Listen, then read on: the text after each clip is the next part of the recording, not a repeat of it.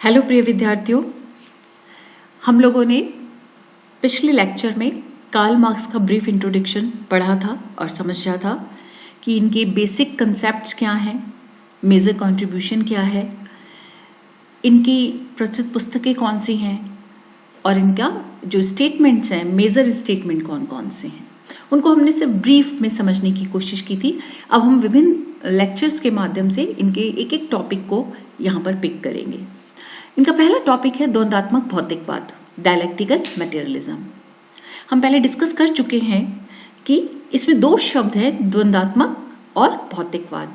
द्वंद्वात्मक यानी दो विपरीत विशेषताओं का एक साथ उपस्थित होना, और भौतिकवाद मतलब कोई पदार्थ, वस्तु जो गतिमान है, जिसमें जीवन है, और जिसमें गति है और जिसमें जीवन है वो परिवर्तनशील है।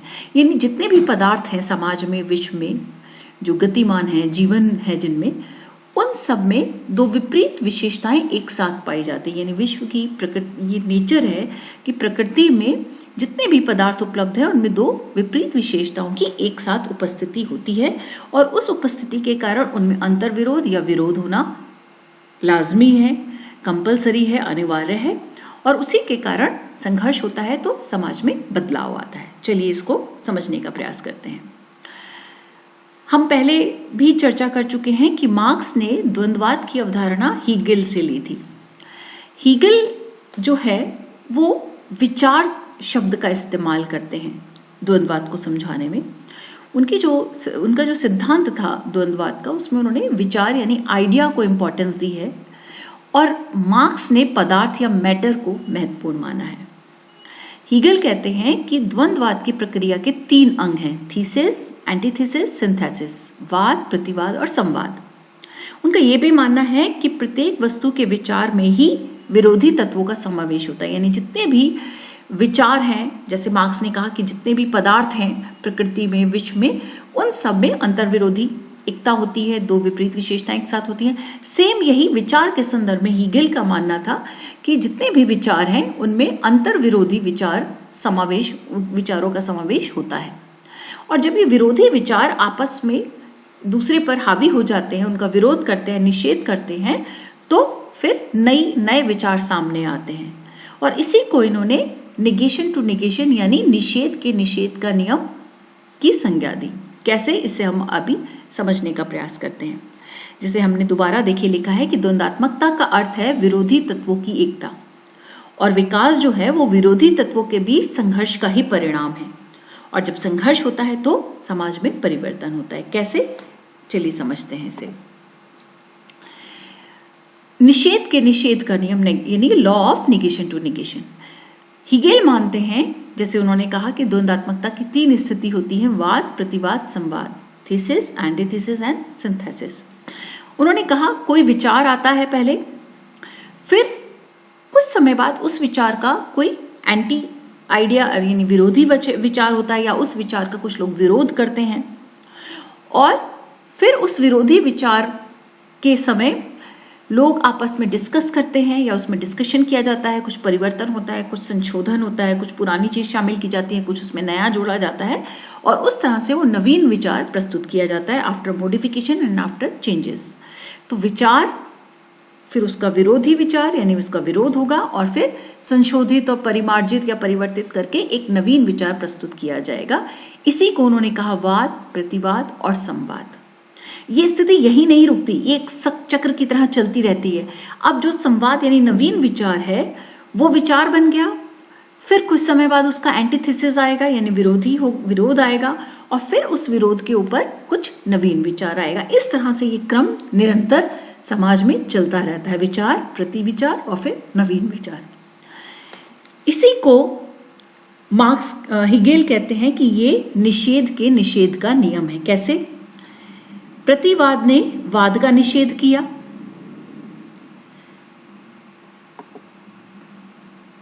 जैसे इसको इस तरह से समझिए, प्रतिवाद ने वाद का निषेध किया, ये हो गया पहला निषेध। निषेध के निषेध का नियम पढ़ रहे हैं तो ये हो गया पहला निषेध। फिर जब नवीन विचार आया तो उसने इसका निषेध किया, यानी संवाद द्वारा प्रतिवाद का निषेध, तो ये हो गया दूसरा निषेध। तो प्रथम निषेध और द्वितीय निषेध।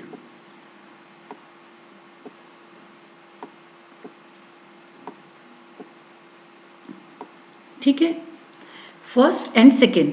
तो ये हो गया निषेध के निषेध का नियम हीगेल के अनुसार। समझ में आ रही है मेरी बात? निषेध के निषेध का नियम, प्रतिवाद द्वारा वाद का और संवाद द्वारा प्रतिवाद का निषेध। चलिए आगे बढ़ते हैं। अभी मार्क्स के द्वंद्वात्मक वाद को समझने का प्रयास करते हैं। मार्क्स ने ये पद्धति हीगेल से ली थी, लेकिन हीगेल के विपरीत प्रस्तुत की उन्होंने। हीगेल कहते हैं कि मनुष्य मतलब पहले चेतना है, विचार है, फिर मनुष्य का अस्तित्व है। तभी उन्होंने स्टेटमेंट दिया विचार है इसलिए मैं हूं। मार्क्स ने उनका स्टेटमेंट उलट दिया और उन्होंने कहा मैं हूं इसलिए विचार है। यानी पहले उन्होंने रखा मनुष्य का अस्तित्व पहले आता है और फिर विचार या चेतना आती है, और व्यक्ति के अस्तित्व के कारण ही चेतना आती है। यानी व्यक्ति है तभी तो चेतना आएगी या विचार आएगा, और मनुष्य के अस्तित्व के लिए उत्पादन के साधन जरूरी हैं। हमें जीवित रहने के लिए क्या चाहिए? रोटी, कपड़ा, मकान, भोजन, पानी। तो वो सब क्या है? उत्पादन के साधन। तो अस्तित्व के लिए उत्पादन के साधन जरूरी हैं। इसलिए मार्क्स के अनुसार मनुष्य का अस्तित्व चेतना को निर्धारित करता है, ना कि चेतना मनुष्य के अस्तित्व को निर्धारित करती है। मार्क्स ने भी हीगेल की तरह द्वंद्वात्मक भौतिकवाद में 3 स्थितियों की चर्चा की: वाद, प्रतिवाद, संवाद, थीसिस, एंटीथीसिस एंड सिंथेसिस। अब इनके इसमें थोड़ा सा चेंज है, देखिए कैसे। हमने पहली स्लाइड में पढ़ा था कि उन्होंने विचार की जगह पदार्थ को यानी मैटर को यानी भौतिकवाद को इंपॉर्टेंस दी। तो पहली स्थिति है एकता और सहयोग की स्थिति। फिर कुछ समय बाद उस एकता और सहयोग की स्थिति का निषेध होना शुरू करता है, उसका विरोध होना शुरू होता है, तो वो हो गया प्रतिवाद। और फिर उसमें कुछ गुणात्मक बदलाव आता है, चेंज आता है, फिर उस स्थिति को इन्होंने कहा संवाद। ठीक है, अब इसको हम एक उदाहरण से समझ सकते हैं। वापस से ये प्रतिवाद वाद का निषेध है और प्रतिवाद वाद का निषेध है और संवाद प्रतिवाद का निषेध है। यानी वही प्रथम निषेध और द्वितीय निषेध, निषेध के निषेध का नियम। अब इसको हम एक उदाहरण से समझ सकते हैं। कैसे? आप ये देखिए कि जैसे कि मार्क्स ने सर्वहारा और बुर्जुआ यानी पूंजीपति और श्रमिक की बात की, तो एक प्रारंभ में श्रमिक और पूंजीपति के मध्य सहयोग और एकता की स्थिति बनी रहती है।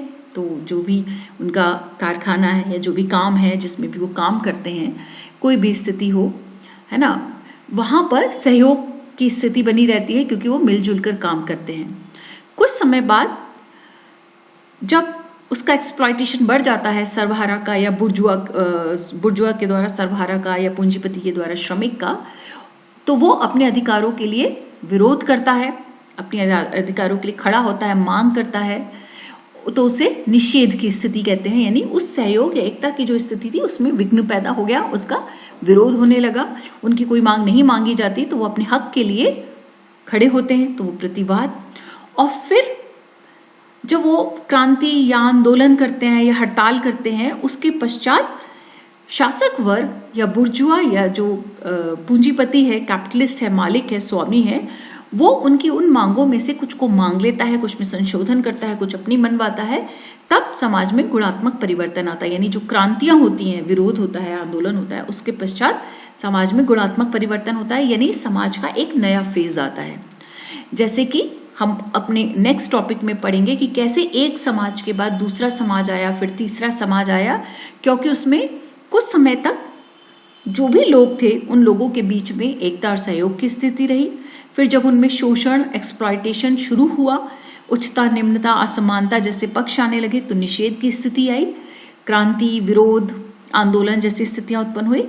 और फिर उस क्रांति या विरोध को शांत करने के लिए या उसको समाप्त करने के लिए, उसे रोकने के लिए शासक वर्ग, बुर्जुआ, पूंजीपति कहीं ना कहीं संशोधन, अपने विचारों में चेंज करते हैं, बदलाव लाते हैं, समझौता करते हैं। तो समझौते की जो स्थिति होती है उसमें समाज में बदलाव आता है, उसे क्वालिटेटिव चेंज यानी गुणात्मक परिवर्तन आता है, उसे संवाद की स्थिति कहते हैं।